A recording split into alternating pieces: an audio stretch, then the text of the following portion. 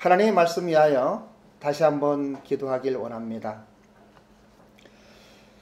자비로우신 주님, 아무리 생각해도 그 하나님의 사랑이 얼마나 크신지, 그 신비한 하나님의 은혜에 감사를 드릴 수밖에 없습니다. 오늘 이 시간 이 말씀을 통하여 우리의 심령 속에 살아계신 하나님의 놀라운 은혜와 더불어 신비한 섭리와 우리에게 주시는 그 축복을 깨닫게 하옵소서. 어떠한 어려움과 힘든 상황 가운데에서도 그 믿음으로 이기게 하시고 살아계신 하나님을 온전히 찬양하며 우리 주님 바라보게 하옵소서. 오늘의 이 말씀 주님의 손에 올려드립니다. 주여 은혜를 베푸소서. 감사드리며 존귀하신 예수님의 이름으로 기도드리옵나이다. 오늘 하나님께서 저와 여러분에게 주시는 말씀은 요한복음 8장 21절로 30절까지의 말씀입니다. 제목은 신비한 하나님의 은혜. 이러한 제목으로 살아계신 하나님의 말씀을 대언하기 원합니다. 사랑하는 일본 비전교회 성도 여러분, 한 주간 동안 평안하셨습니까? 지난 주간은 두 개의 설교를 듣는 기회가 있었습니다.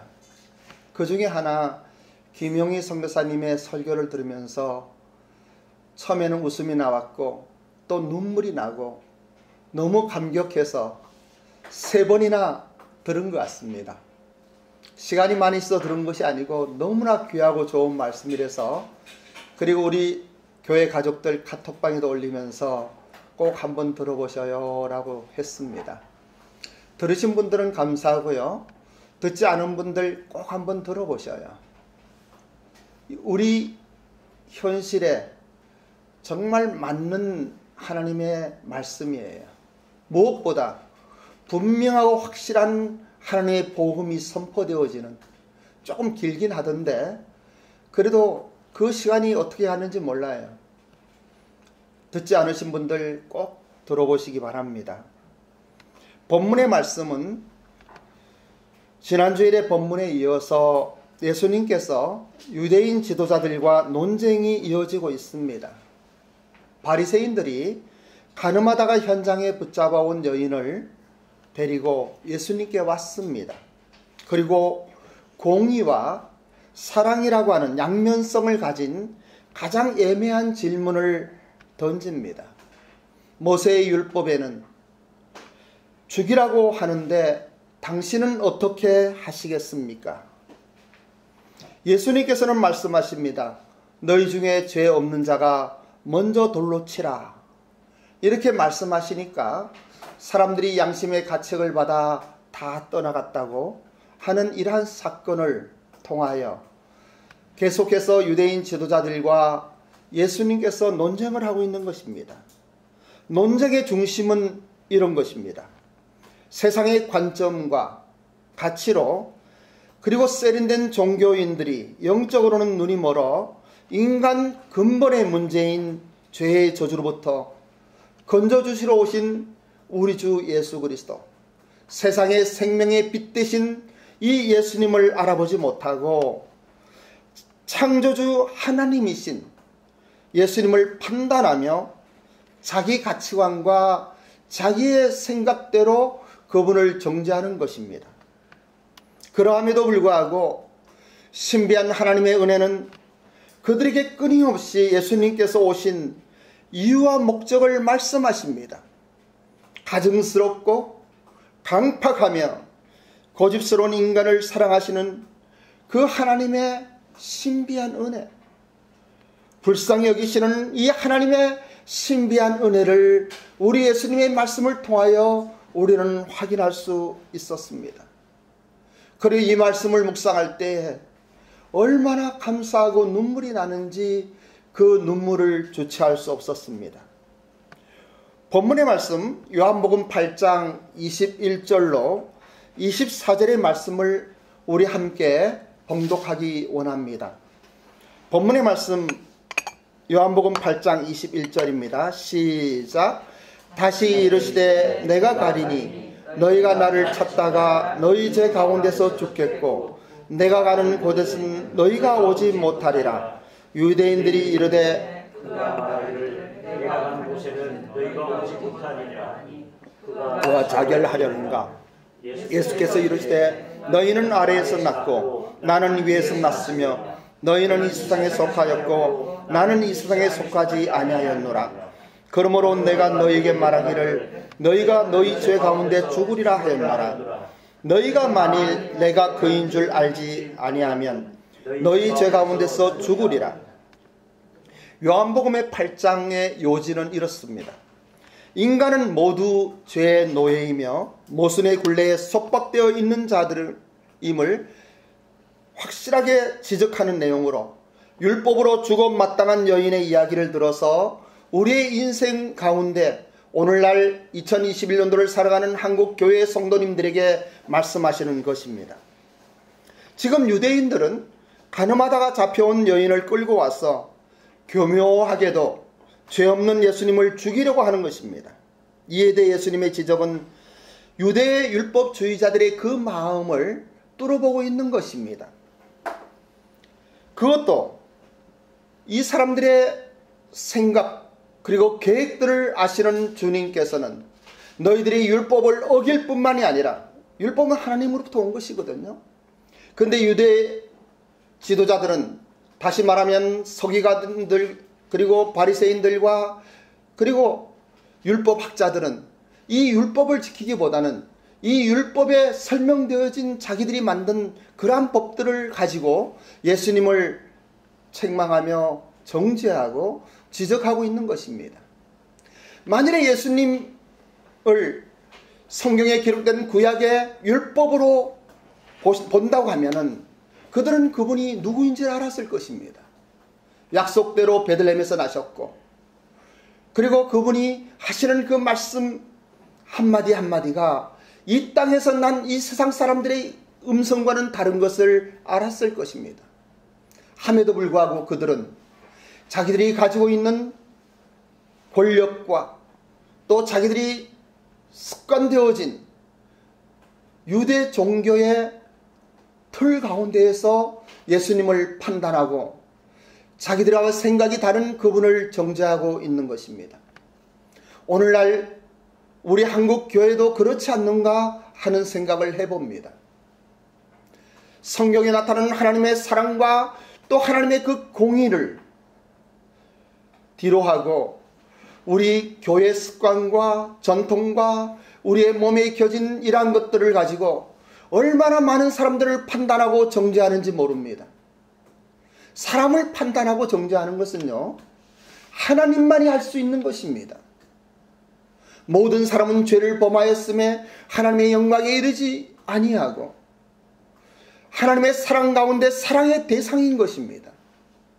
예수님께서 긍휼한 눈으로 이 유대교 지도자들에게도 이러한 말씀을 하시는 이러한 것들을 보며 얼마나 신비한지 얼마나 놀라운지 그 하나님의 사랑에 감격의 눈물을 흘릴 수밖에 없는 것을 고백합니다.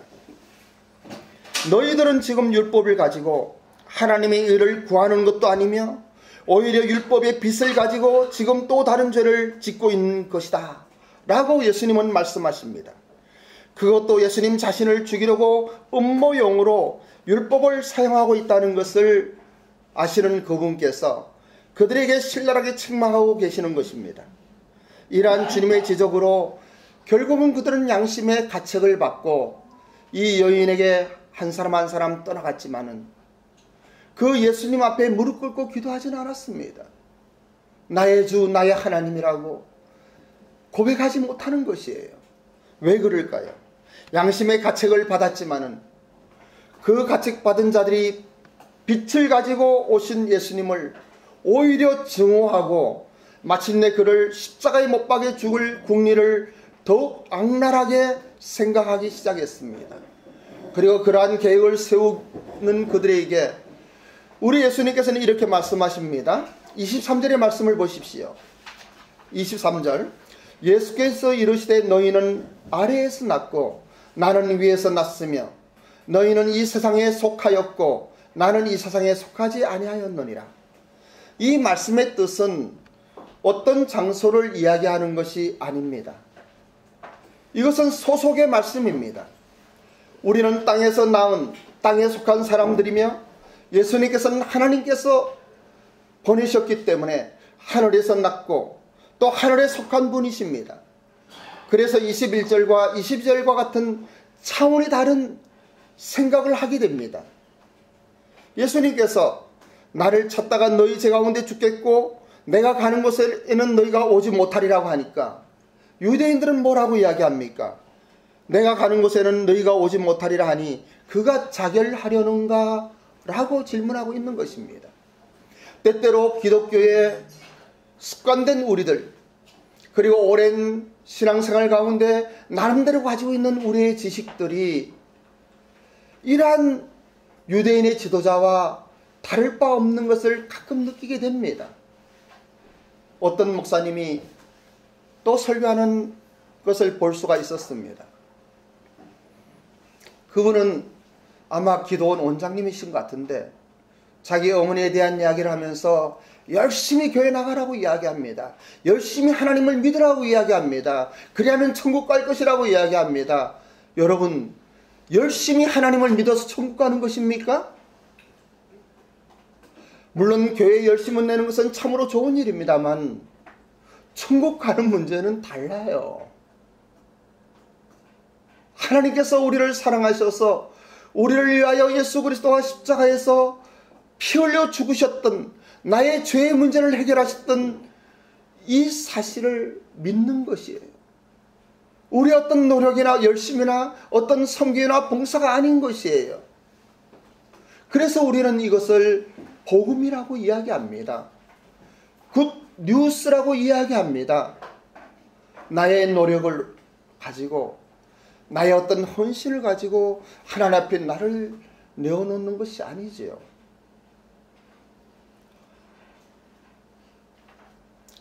예수님을 받아들이는 자들과 거부하는 자들의 차이가 무엇이겠습니까?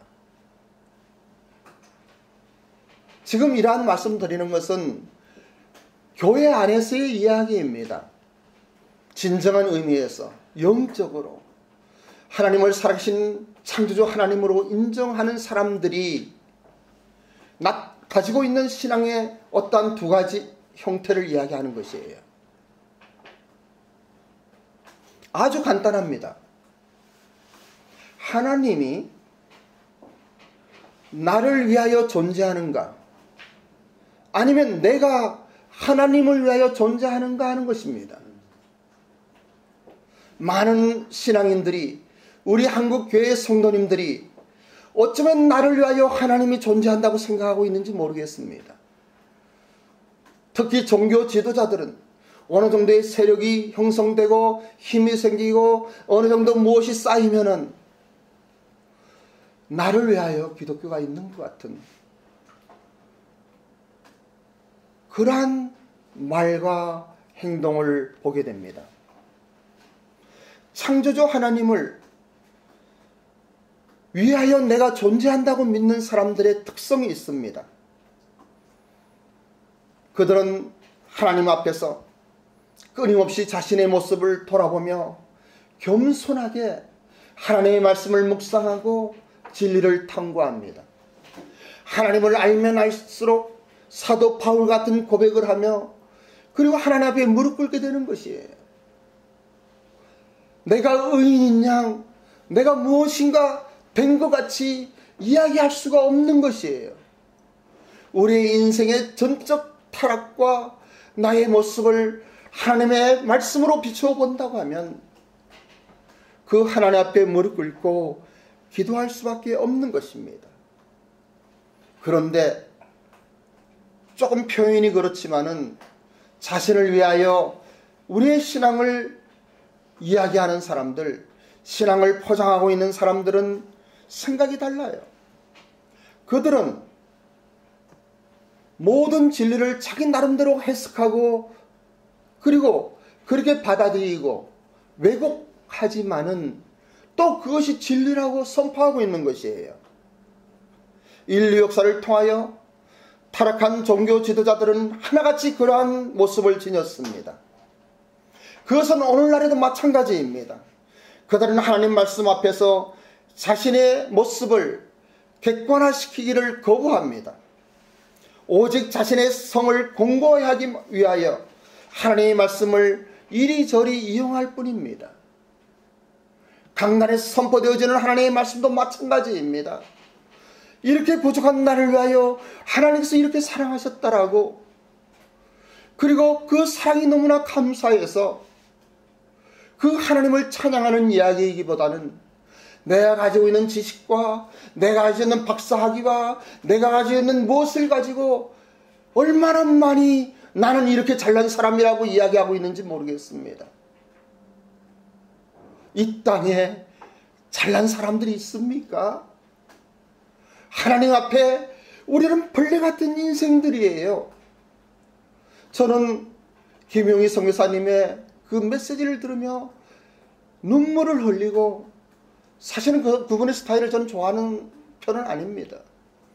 하지만 그 설교를 접했을 때 이분은 정말 하나님의 사람이구나라는 것을 확신하며 살아계신 하나님께 찬양드리고 그 설교를 3번 들을 수가 있었습니다.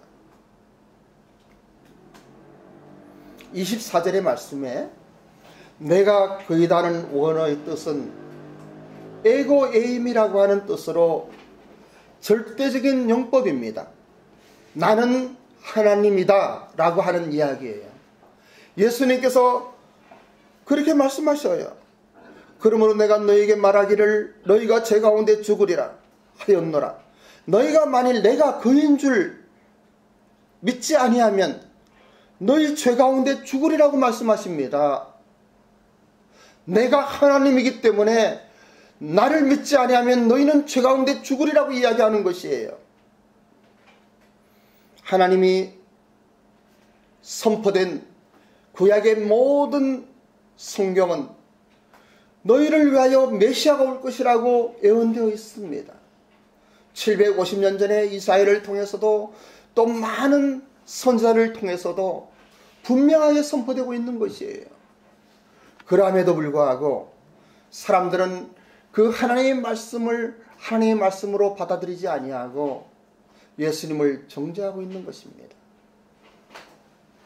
예수님이 창조주 하나님이시라면 인간의 근본적인 문제인 죄의 문제를 해결할 수 있는 분이 아니겠습니까? 자동차를 만든 자동차 회사가 고장난 자동차를 고칠 수 없겠습니까? 정말 예수님이 하나님이시라면 우리의 모든 죄의 문제뿐만이 아니라 우리의 인생의 죄의 저주로부터 오는 가난과 질병과 그리고 인간 갈등과 모든 문제가 그 예수님을 통하여 해결될 수 없겠습니까?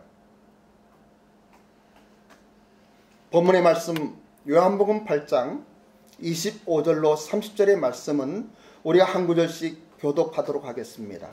25절을 제가 봉독해 드립니다. 그들이 말하되 내가 누구냐? 예수께서 이르시되 나는 처음부터 너희에게 말하여 온 자니라.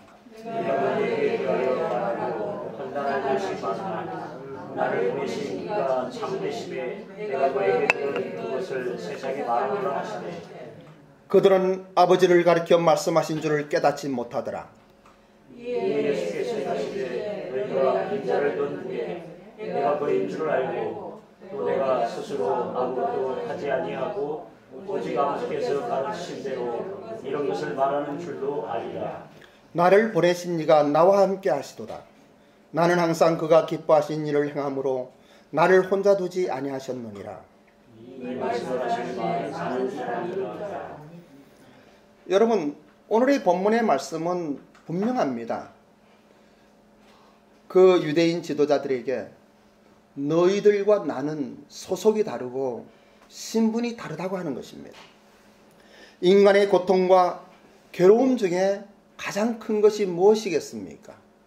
하나님을 찾으려 하지만 그 하나님을 만날 수 없는 것입니다. 하나님을 믿으려 하지만 그 하나님을 믿을 수 없는 것입니다.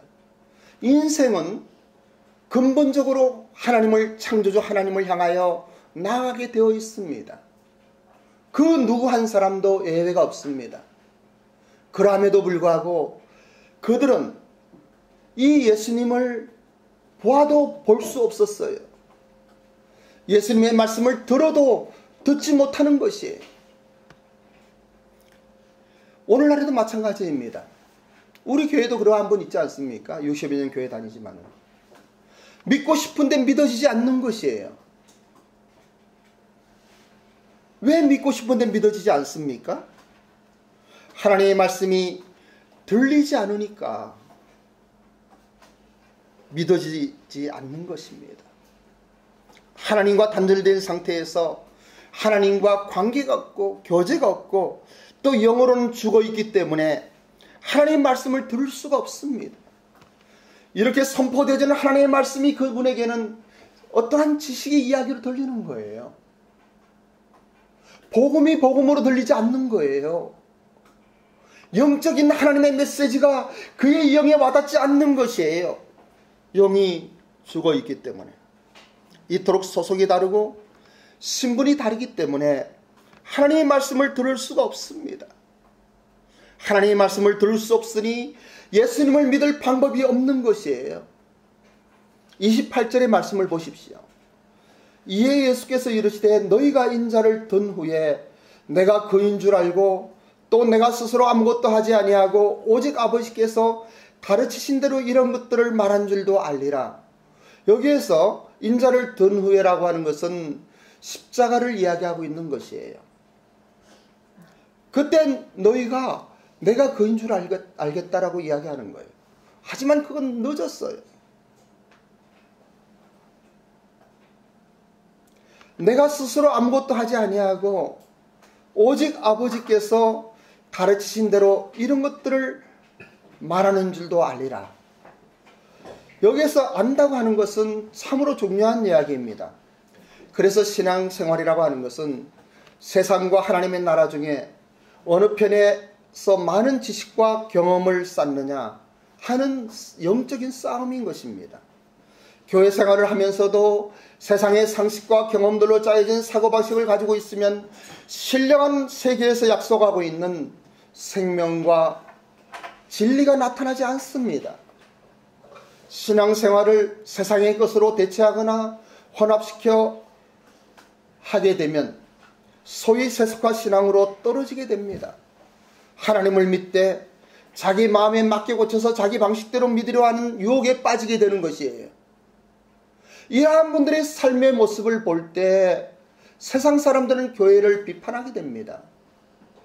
분명히 믿는다고 하는데도 그에게는 신령한 하나님의 은혜가 임하지 아니하고 하나님께서 인도하시는 그 엄청난 축복이 나타나지 않는 것이에요. 그 축복은 무엇입니까? 인간들은요, 근본적으로 불안한 것이에요. 마틴 루터는 그것을 인간 본래의, 본질의 정체성의 문제라고 이야기하고 있어요. 그렇습니다. 하나님을 떠난 인생들은 뭔가 미래를 알 수 없고 자기의 삶의 여정 속에 계속 불안함이 다가오는 것이에요. 악한 영은 우리를 불안하게 하고 두렵게 하고, 그런데 두려운 것은 어떠한 상대가 있는 것인데 불안이라고 하는 것은 상대가 없는 것이에요. 무엇인지 모르는 거예요. 그냥 불안하고 조급한 거예요. 왜 그럴까요? 예수님을 하나님으로 믿지 않기 때문이에요. 예수님을 우리를 만드신 하나님이라고 믿지 않기 때문이에요. 입으로 믿는다고 하면서도 그의 마음속에 그런 생각이 없는 거예요. 그래서 예수님이 말씀하시는 모든 말씀이 나의 삶과는 관계가 없는 거예요. 주일날 교회 나가서 예배드리며 찬양하고 기도할 때는 그 말씀이 달콤하고 뭔가 받아들여지지만은, 그러나 나의 삶 가운데 그 말씀이 적용되지 않는 것이에요. 하나님을 믿되 자기 마음에 맞게 고쳐서 자기 방식대로 믿으려는 유혹에 빠지게 되면 그의 심령에는 하나님께서 허락하신 신성, 하나님의 사랑 가운데 누릴 영광, 영혼의 기쁨과 만족, 능력이나 가장 좋은 은사들을 맛볼 수 없게 됩니다. 이렇게 자기 고집과 편견에 사로잡힌 사람들의 특징은 하나님의 권위를 인정하지 않고 말씀에 순종해야 함을 알면서도 순종하는 마음이 일어나지 않고 자기 뜻대로 살게 되는 것입니다. 우리는 본성적으로 하나님과 교회의 거룩한 일에 대하여는 저항을 느끼는 이러한 기질을 가지고 있습니다. 우리의 죄의 문제인 구원에 대해서는 하나님께서 이루신 십자가의 공로, 오직 예수님의 십자가의 보혈의 그 공로를 통하여 오직 믿음으로 얻어지는 것이지만은, 우리가 살아가면서 하나님의 영광이 나타나고 우리가 살아가면서 하나님의 아름다움이 우리의 삶 속에 나타나는 것은 그렇게 거저오는 것이 아닙니다. 오직 믿음으로 얻을 수 있는 것이 아닙니다. 하나님의 은혜가 우리의 삶에서 나타나기 위해서는 피나는 노력이 수반되어야 합니다. 하나님의 말씀을 듣든지 안 듣든지, 하나님의 말씀을 보든지 안 보든지, 교회에 나가든지 안 나가든지, 기도를 하든지 안 하든지, 이러한 것들은 여러분의 자유입니다. 하지만 하나님의 말씀을 듣게 하고 하나님의 말씀을 묵상하게 하고 기도하게 하고 찬양하게 하고 하나님을 하나님으로 존중하게 하는 것은 하나님께서 선택하신 특별한 사람들에게 주어진 특권입니다. 여러분들은 그러한 특권을 누리고 있습니까? 그러한 특권이 여러분의 삶 가운데 생명으로 일어나기를 주님의 이름으로 축원합니다. 주님의 몸된 교회는 비록 세상의 눈으로 보면 연약하게 보이고, 주님의 몸된 교회는 어떤 면에서는 볼품없고 짜임새 없고 엄성하기 그지없을지도 모르겠습니다. 하지만 이 세상의 유일한 소망은 교회에 있습니다. 왜냐하면 교회는 주님의 몸이기 때문입니다. 주님의 몸된 교회 안에 소수의 사람들 가운데서도 헌신하고 그리고 하나님의 은혜 속에서 그 교회를 섬기는 그분들의 장래를 보십시오. 그 섬김의 하나하나가 하나님의 눈에 어떻게 비추어질까요? 하나님께서 얼마나 기뻐하시겠습니까? 큰 교회에서 무언가 나타나고 무언가 유익을 얻고 무언가 보여지는 이러한 것과 비교해서 정말 초라한 교회에서, 우리 교회는 좀 큰 편이에요. 서너 명 모이고 너댓 명 모이고 10명 미만으로 모이는 그러한 교회에서 무릎 꿇고 기도하는 그 한 분의 기도가 그 교회를 지탱하고 있는 것이에요. 하나님이 그러한 모습을 볼 때 얼마나 기뻐하시겠습니까? 뿐만 아니라 그분에게 신령한 복으로 부어주시지 않겠습니까? 그의 마음속에는 하나님을 향한 담대함이 있을 것입니다. 나의 유익을 구치 아니하고 살아계신 하나님을 바라보면서, 그리고 그 하나님의 은혜 속에서 충성을 다하는 그 마음, 하나님이 기뻐하시지 않겠습니까? 여러분들이 그러한 분들이에요. 여러분들이 그러한 분들이에요. 그래서 여러분 한 분 한 분이 얼마나 존경스러운지 모릅니다. 여러분들을 위하여 기도할 때마다 감사가 넘치는 것이에요. 큰 교회 온누리에 있을 때에는 그런 마음이 없었어요, 별로. 그런데 소수의 무리들이 한 사람 한 사람의 그 분들이 얼마나 소중한지, 얼마나 감사한지 모르겠습니다. 하나님의 방법대로 하나님의 말씀에 익숙하도록 우리는 훈련을 받아야만 됩니다. 힘을 내어야만 됩니다.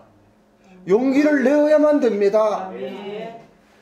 어떤 분이 그런 설교를 하시더라고요. 오늘 피곤하니까 그냥 집에서 쉬자. 그런데 여러분 그렇게 해보셨죠? 하면서 그분이요, 그 낮잠을 자고 쉬고 하면은 그 피로가 풀립니까? 하더라고요. 오히려 집에서 더 피곤하지 않느냐고 이야기하는 거예요. 오늘 피곤하고 힘들지만은 일정은 바쁘지만은 그래도 하나님 앞에 나가자 하고 예배를 드려서 와보니까 찬양을 할 때부터 은혜가 쏟아지지 않느냐고 말씀하셔요. 그리고 목사님의 말씀을 들으면서 그 피로가 사라지는 거 아니냐고 이야기하시는 거예요. 그런데 그 이야기 들어보니까 정말 그런 것 같아요. 여러분 그렇지 않습니까? 아멘. 우리는 무엇을 선택하느냐는 게 중요해요. 세상의 사람들은 잊고 살지만은 그냥 지나치고 살지만은 약속을 하고 살아가는 사람은 사람밖에 없어요. 좋은 친구와 만나는 것도 약속을 하고 만나는 거예요. 사람과의 사람 간의 관계도 약속이 있는 거예요. 그런데 하나님과의 관계 속에 그 약속을 어긴다고 하면 바람직하겠습니까? 그래서 오늘 일찍 오신 분에게 그런 말씀 드렸어요. 한 번도 빠지지 않았다고. 금년에 한 번도 빠지지 않은 분이 2분 계신데 그런 이야기 하면서 얼마나 감사한지 몰라요. 여러분들에게 빠지지 말라고 하는 이야기가 아니고요. 그렇게 강조하는 거 아니에요. 어쩔 수 없어요. 지금의 우리의 삶 속에 어쩔 수 없을 때가 있어요. 그런데 그러한 간절함이 있느냐 하는 거예요. 하나님의 은혜가 여러분들에게 임하기를 원합니다. 아멘. 우리가 사는 곳은 비록 이 땅이지만 우리는 예수 그리스도로 인하여 소속이 하늘나라임을 잊지 말아야만 합니다. 그리고 우리 예수님께서 어떠한 사랑으로 우리를 사랑하셨는지 잊지 말아야만 합니다. 생각해 보니까 그래요. 저도 1976년 10월 그날 군 복무할 때 소백암산에서 고린도서 15장의 말씀을 읽으면서 갑자기 내 마음속에 쏟아지는 하나님의 큰 은혜를 경험했어요. 그 전에 저는 참 착한 사람이라고 생각했어요. 어릴 때부터 초등학교 때 누구 싸움도 하지 않고 그냥 넉넉하게 나름대로 잘 이렇게 성장했기 때문에 자신이 착한 사람이라고 착각을 했던 거예요. 근데 그날 그 하나님의 은혜 속에 십자가를 바라보니까 그 십자가가 나의 죄 때문에 예수님이 지셨다는 것을 깨닫게 되면서 내가 얼마나 가증스러운 죄인인지, 내가 얼마나 불쌍한 인생이었던지, 교회 안에 있으면서도 이 하나님을 알지 못하고 살아왔던 자신의 모습을 보게 되었어요. 여러분, 이러한 십자가를 경험하시기 바랍니다. 회개의 영이 여러분들에게 임하기를 원해요. 우리 인생의 본질이 무엇인지를 깨닫는 여러분들이 되시기를 원해요.